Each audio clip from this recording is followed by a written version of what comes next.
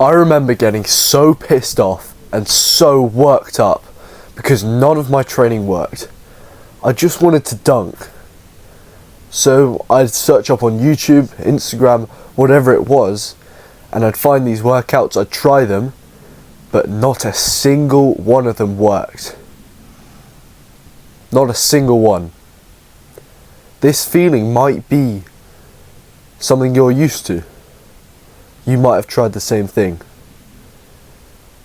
So I'm going to save you from the stress, and I'm going to give you the 4 variables that you have to know.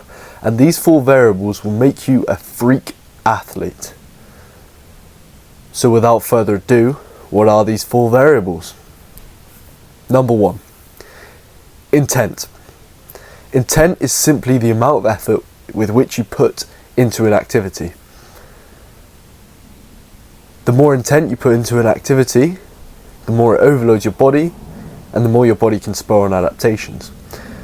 If you can push intent with your training, you truly will be better than 90% of athletes. Because most athletes that I see, they are not pushing intent. They're not lifting with intent, they're not sprinting with intent, they're not jumping with intent, they're not training with intent. They're just half-assing everything. And you are not going to get good if you're half-assing everything, alright? If you can truly, go into every gym session, go into all your squats and push as hard as you can. If you can sprint as fast as you can. If you can do your jump sessions and every single jump as high as you possibly can, you will raise your ceiling. You will jump higher, you will sprint faster, you will become a freak athlete. It's simple as that. Because when we push that intent, we overload our body. Our body is not used to it, and it adapts, and those adaptations are that we become a better athlete, and over a long period of time we do eventually become a freak athlete. The second variable, specificity. What do we know? Well, if you want to get better at something, you have to do that thing more often. If you want to jump higher, guess what? You need to jump more often. And do you want to know my story with this? Well, I wanted to jump higher. I wanted to get my first dunk. So for 3 months, I literally jumped every single day.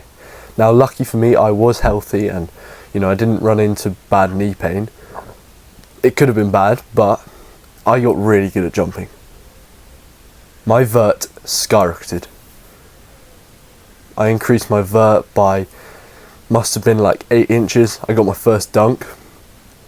So there you go, that kind of just proves it. And this has been the same for a lot of athletes. Jordan Kilgannon, Isaiah Rivera, 2 incredible pro dunkers. They jumped a lot growing up. And even take someone like Michael Jordan. There's an interview that I watched where he said that, one of the things that he did, probably the thing he did the most, he said, was going out and jumping and trying to dunk. So it truly is the law of specificity. And the beauty of, plyometrics like sprints and jumps is that they self-intensify, meaning that as you get better and better, the jumps and sprints serve to continue overloading your body and spurring on adaptations. Adaptations are simply what we're chasing with any training. Everyone, if you're trying to get better at something, you are chasing the adaptations. The third variable that we want to be pushing, overload. If you want to get better at something, you have to overload your body more and more. This is more of a weight room thing, but I've also elaborated on it a little bit with, the intent and I guess the specificity. Those are both things that I guess overload your body. Intent more prevalent, but yeah, overload your body. You can't be stuck on the same weight for months. You need to be pushing. You need to overload your body more. You need to overload your body more and more every single week, so that your body recognizes this and goes, oh shoot, we need to adapt. And then you rest for a bit, you take a deload week for example, and then your performance increases massively, and that's the adaptations coming into play. I'd actually like to touch on deload weeks A lot of people don't actually know about this. A lot of people go about and just train every single week and don't stop. But you need to take weeks off. Rest is how you recover from the training that breaks you down. And yeah, you after every 4th week or so of training hard, you need to take a week off. And then you'll go back and jump your highest you've ever jumped.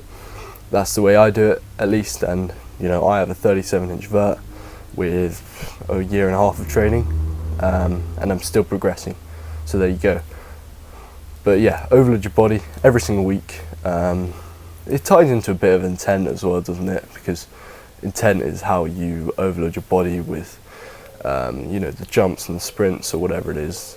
Yeah, you can overload your body by doing in different ways. So you can increase the weight, you can increase the volume, or you can increase the intensity. Intensity in weight room is basically how much weight you do.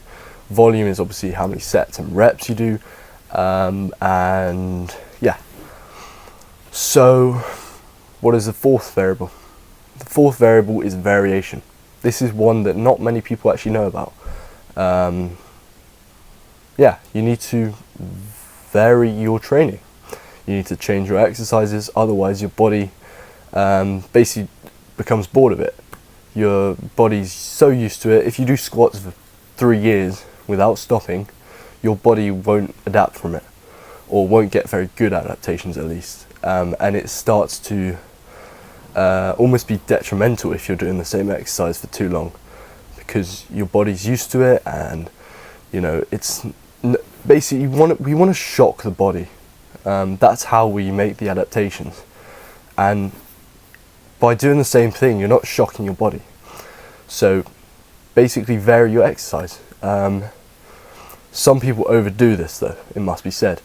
I think a good rule of thumb would be stay on the same exercise for maybe 2 or 3 months. As you get more advanced, you have to change it more, but there's so many variations of exercise that you can do.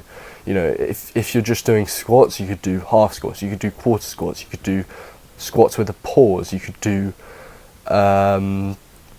split squats, you could do like a concentric only squat, you could do an eccentric overload squat.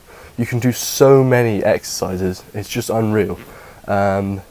So make sure to vary your training, and yeah, do different things. I think a lot of you will also vary your training because you will just get bored if you do squats for so long. Like, I know squats are good, but you need to vary your training, alright? So there we go, all in all, you need to vary your training, and you'll be in a really, really good place. You won't be stuck where I was, not improving. This is genuinely the real truth of how to train to become a freak athlete. Just follow these 4 variables and think for yourselves in some capacity, and train with intent, be specific. So do your max jumps, do your max sprints, whatever it is you're trying to get better at. Train, like, overload your body,